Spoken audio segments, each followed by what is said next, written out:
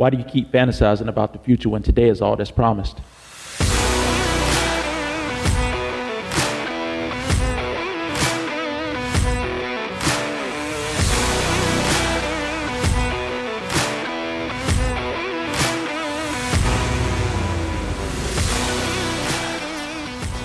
All right. I want to welcome everyone to another episode of the Breakthrough Boss Podcast, the Daily Recharge. I'm your host, Jovie Sumner, and today we're going to be talking about why do men fantasize about someday instead of creating and living the life that we desire to have today. So this topic, it hits home for me. It hits home on so many different levels because I've done this, and in some ways I still do this. That didn't sound right, do. But so we'll jump right in. I think one of the biggest reasons that most men, we fantasize about someday is because it's a part of the societal belief that there is a later on. What I like to call the myth of later. And the reality is that today is the moment that we have. This is the present moment. This is the time we've been blessed and given to have. To create and to do. This is the moment we've been given dominion over. And scripture says, choose ye this day, and so if we look at that, it's saying this day. It didn't say tomorrow. It didn't say yesterday. It said today. And so I think we live in these myths that we're unaware of, and we don't even really realize it, and don't get me wrong. There are processes to life, There are processes to building a home. There are processes to getting a job. There are processes that you have to go through to build a business. There are processes for everything. The 4 seasons of life, if you will, in some ways is a process, if you think about it. The 4 seasons of life. In winter, everything dies off. And then in spring, there's a rebirth. In summer, things die again. And then in the fall time, you have a harvest. So if you look at it, there are ebbs and flows in life. However, I think that as human beings and as men in particular, we get caught up in this myth of later. Later on, I'll do it later. I'll do it tomorrow. It can wait until later on. All of these bullshit phrases and excuses and myths, which really just rob and take the time and the present moment that we have today away from us. Because nothing good normally comes out of later unless you're being patient. Now, there is a process of time, and that process of time is being patient. And we know we are taught to be patient. That is a virtue for sure. However, there's a difference between patience and waiting. And waiting is I literally despise the word waiting. And there's a reason why. Because to me, the word waiting is about putting something off until later on. Again, the word later. So for me, there's a difference between being patient, which means, I'm anticipating the harvest. I'm anticipating the time when the work that I've done, the seeds that I've sown are harvested because they are now in due season versus I'm just going to keep fucking procrastinating and keep putting things off until later, until I'm fucking completely out of time or life passes me by.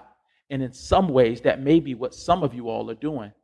And I know there have probably been times in my own life where I have done the same thing. Really, it's procrastination. It's a frame of I can do it later. And the reality is, none of us know if we have later. So we have to attack that frame of later. We have to attack that story of later. And we have to tackle it. We have to change it. Because if not, then what can easily happen is what happens for so many guys is that they put off things for later. They put off things that they really desire to do until later. And then here's what happens. You know what happens? One day you wake up and you're too old. And I never forget I heard T. Harv Eker say, when you're young, you have the excuse that I'm too young. And then when you get old, you have the excuse that I'm too old. And if you don't start doing the things that you want to do now, eventually you will be too old because nothing is promised. Let me tell you, a lot of guys I know that put off things until later on, you know what happens?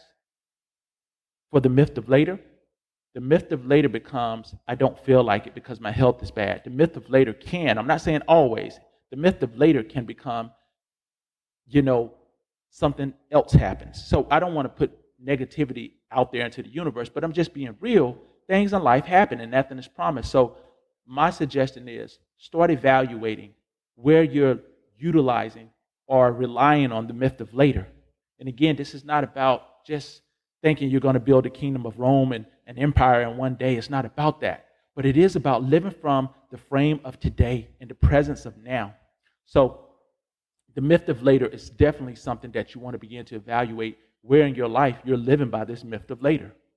The second myth that I know for a fact that has its effect on how men live and why men fantasize about the future instead of living in the present moment and creating what they desire to have in this present moment is the myth of the afterlife. I know part of the narrative or part of the framework for myself in growing up was, I'm going to wait until I get to heaven. Again, notice that key word, wait. It didn't say I'm going to be patient until I get to heaven. The storyline said I'm going to wait. And see, this is the issue. I don't want to trigger anyone from saying, there's no afterlife. I believe there's a heaven. I believe, in the afterlife, in the next life, for sure. However, I think a lot of times human beings, we use these biblical texts and we use faith. We'll use anything as a fucking excuse, to be truthful with you. Why? Because we're afraid. I'll just say it. We're afraid. I'm afraid. You're afraid. Every last fucking human being on the planet Earth is afraid. And that is primal, my friends. And it won't go away. However, the narrative or the storylines that we put around why we're afraid can be changed, or the beliefs around why we're afraid can be changed. And I think that starts with telling the truth. You'll probably hear me quote a lot of people doing my podcast, but because I have so many different people who I just deeply admire and respect, but none other than Tony Robbins. You'll hear me reference him so much. He talks about the two primal fears of human beings. And the one primal fear being the fear of not being enough and the fear of not being loved. And so if you look at these primal fears, we can alleviate, if you look at society, we can alleviate in some way some of these fears by coming up with these myths of, in the afterlife, everything will be just peachy keen and roses. And again, I'm not coming against anyone's faith-based beliefs or anything like that, so please hear me out. What I'm coming against, though, is another frame of reference that says I can wait until later on because then, there's this myth that everything will be perfect. But it's like, how do you really know that? You've been given a gift, and the gift is the gift of life. The gift is the gift of today, which is truly a blessing to be able to wake up and get out of your bed, or even if you're not able to get out of your bed right now, even if you're just able to listen and hear my voice on this podcast, you are still blessed because that means you have an opportunity to make some changes and to create what you desire to create and to have in life and to be and to do what you desire to have in life, which is really one of the greatest gifts. I don't think any other species has this gift to say, you know what, I'm going to just evolution, just to evolve and to consciously make these choices. Only man has been given that. And I think we take it for granted by using the myth of the afterlife. And I think that is another very edgy myth that, if not examined, can really take a lot of time away from what one's life could be, and even to the point of allowing life to pass one by and never really fully experiencing and living and enjoying the life that one may desire to create or to have. And like I said before, even myself, there have been parts of me that I think I'm still examining from the perspective of, how do you know that, this is not the gift that you've been given that is like, what you would consider your afterlife? We don't know. Okay, we don't know. So examine if you have myths of waiting until the afterlife to do the things you really want to do or to really enjoy your life. And again, I know a lot of times in religion there can be certain ideologies and belief systems that are taught. I personally think it's bullshit. I don't think that the belief of the afterlife is necessarily bullshit. I just think the framework of waiting until the afterlife is bullshit. That's just my personal opinion. Why? Because today is the day that you've been blessed with, that I've been blessed with. And today is the day that we get to make new choices, new decisions about what we desire to create and produce and have in our lives. So I would highly recommend anyone who if you know you come from a religious background like I grew up in, or you've heard yourself saying things like that, I would highly suggest that you begin to examine some of those stories and those frameworks and beliefs so that you can change them and really begin to dive into the life that you desire to have now and get to work on creating it and making it happen. I truly believe that one of the greatest gifts we've been given by the Creator is the ability to create and to build and to consciously produce what we desire to have. And I love that old story. I used to hear Jim Rohn tell it about the guy who said, one man said to another man, he said, man, that's some beautiful garden you have. And he said, God has really blessed you. And the man said, well, if you think he blessed me, you should have saw it before. Because what the guy was saying was, you should have saw it before I did the work. So what I'm saying is that when we co-create with God, the universe, however you want to put it, magic happens. But it won't happen on its own. And there again lies some of the other myths. A lot of people who call themselves believers, they love to think that everything is going to happen on its own. The universal God is just going to put it in your lap. Life doesn't work like that. That is not reality. So you have to wake up and realize you're a co-creator. You are a producer in your life. And you can create and produce anything you desire to have in your life. You just have to be willing to put in the effort and do the work. The third myth we'll talk about is the myth of retirement. I think that the myth of retirement has evolved some, and I think it's still evolving. And at the same time, I still think that the myth of retirement plagues many of us, because for many of us, especially those of us who are not from the millennial generation, you may be from Generation X or another generation, the baby boomers. The myth is that one day when you retire, then you can really live life. I mean, it'll be good then, baby. Like you'll be 65, you'll be financially independent or free.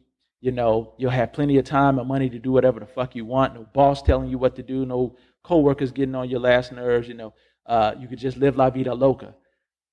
I don't think that's really the case a lot of times, at least not in my observation. Sometimes it is for some people who have planned properly and who keep their health in a great space. Here's the thing, though, that I've noticed for most men.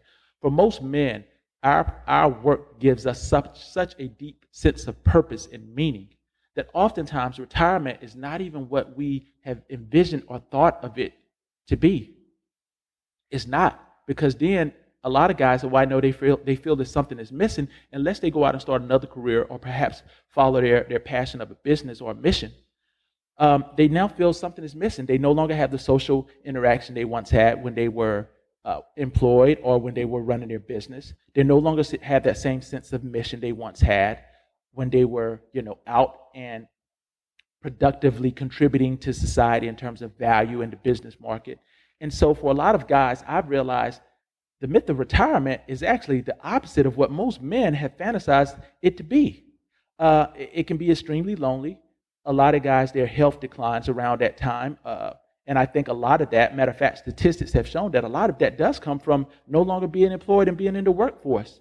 So you have all of these things that we don't talk about in society that affect men, especially in retirement, that because most men have been wired to get things done on their own and to put up or shut up, and men are not as vocally expressive as our counterparts are, a lot of men just suffer in silence. And so what ends up happening is retirement ends up becoming the very opposite of what we so longed for and what we fantasized about for years. So we have to be careful to not postpone our enjoyment of every day, every week, every month, every year for the myth of retirement. And don't get me wrong, let me be very clear. I want to be brutally honest. Every day and every week and every month of every year was not going to be just peachy keen either. We know that. Life has its ups and downs. But I love what the gentleman who wrote the 4-Hour Work Week talked about. He talked about something that he considered rules of the new rich. And he said in his book that the new rich don't wait until they retire. They periodically take mini retirements every several years, several months off from work.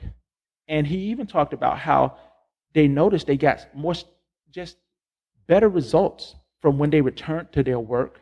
They had new perspectives. They were reinvigorated. They felt renewed. And it closed this gap between waiting until you're 65 or it used to be 63 or 65 or 70 years old to retire.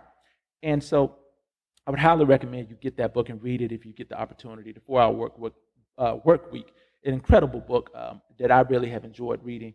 And another book that I would suggest is Win Then Play by Garrett Gunderson. I love Garrett Gunderson and I love his approach to life. I learned about him from my personal coach and mentor, Garrett J. White. They happen to be friends, and both of them have some brilliant ideas and have just tremendously done a great job of helping people to wake up to different concepts and frameworks surrounding your life. But Garrett Gunderson talks a lot of times about creating the life that you don't want to retire from. And I love that concept because my heroes, the guys who I looked up to, guys like Hugh Hefner, guys like, you take Stan Lee, the creator of Marvel Comics, and I could go on and on and on, guys like Bill Russell. These guys, they stayed involved with their passion until they passed away. They did not resign to a quiet life of desperation.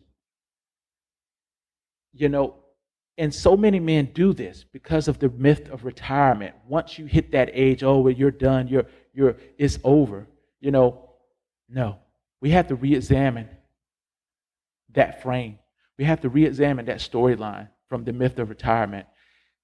My intention for myself is to do just as Garrett Gunderson has said and create a life I never want to retire from, and to be here and to grow and expand and create and produce and contribute up until my very last day, to give it all, because we can't take any of it with us. So why postpone again for some mythical fantasy that may never come at all? We don't know. You don't know what your health will be like at that age. You don't know how life will have changed. Maybe for the better, maybe for the worse, maybe a little bit of both. But my thought form, or what I'm saying, is that it comes down to making and cherishing the most of life as it is now, and planning for a great future. Yes, plan for it. However, I do agree with Garrett Gunderson. Create a life you never want to retire from. And I think that's what the today part is. Start working on creating a life you never want to retire from. Start getting involved with your passions and the things that you love to do. And stop allowing anything to hold you back that has been holding you back. And I know you have some things that are holding you back, because I still have things that are holding me back. And part of the journey is uncovering those things and learning who we really are, so that we can grow and evolve into the greatest version of ourselves and really create the life that we desire to have. Because again, my friends, it will not happen on its own. However, you can make it happen. The last thing I'll talk about today is the reality of life. And again, we just briefly touched on that, but the reality of life is this: time waits for no man, none of us. If you look back to when you graduated high school, maybe you went to college, maybe you went out, got into the military forces, or began your first job, and you may be around my age. Right now, I'm 44 years old. And you look back and you say, wow, man, where did all the time go? It flew by, literally. It literally flew by, almost like it had wings. So we have to be practical, and we have to realize life is impermanent. And my desire and my wish and my prayer for every last single soul, including myself who's listening to this, is that you live to be a ripe old age, full of and filled with happiness and full of joy and abundance and good health and vitality. However, none of us control all of those things. We can do our part to make sure that we eat healthy, we live an active lifestyle, we stay involved, we pursue our path, we keep our faith strong, and we keep our mind and body strong, and our relationships in a good space. We can do all of those things, but there are no guarantees, and we know that. Life definitely is a roll of the dice sometimes. Sometimes life is a gamble, sometimes. Because there are certain things we just don't know. And how long anyone will be here, no, is as good a guess as anyone's. We can do things to put the odds in our favor, however. So with that being said, we have to do everything possible from, faith, family, fitness, and finances, as my dear friend and brother Mike Pepler often quotes, to put the odds in our favor, to play to win today, to win and play today. And so I want you to deeply consider, where in your life are you putting off something for tomorrow, or for a later, or for one of these myths that if you begin to work on it today, it could become your reality in just a few short years. You often hear of guys talking about when you get involved in entrepreneurship, on the front end, it's a lot of work, a lot of commitment, a lot of sacrifice, even sometimes. But in a few years, some guys, some men, some women, they're able to go from absolutely having nothing to making millions, sometimes even more than that. That's just an analogy of what happens when we just start, when we just begin creating and designing a life that we can be proud to call our own, when we can take charge of our lives. Because no one will do it for you. And this is the reality of life. And even if someone could do it for you, I personally, as a man, my pride, I wouldn't want anyone to do it for me. Why? Because then they would get the muscle and not me. They would get the juice and not me. So my suggestion, my friends, is begin to evaluate and look at your life and see where you're living into a later instead of a today. And begin to do whatever is necessary for you to change that. That's all I got for you guys. As always, I want to thank everyone for tuning in to another episode of the Breakthrough Boss Podcast, The Daily Recharge. I'm your host, Jovie J. Sumner, reminding you to stay focused, stay disciplined, stay dedicated, and stay hungry, because lions are always hungry for more. Sending you love, light, abundance, peace, and prosperity. God bless, guys.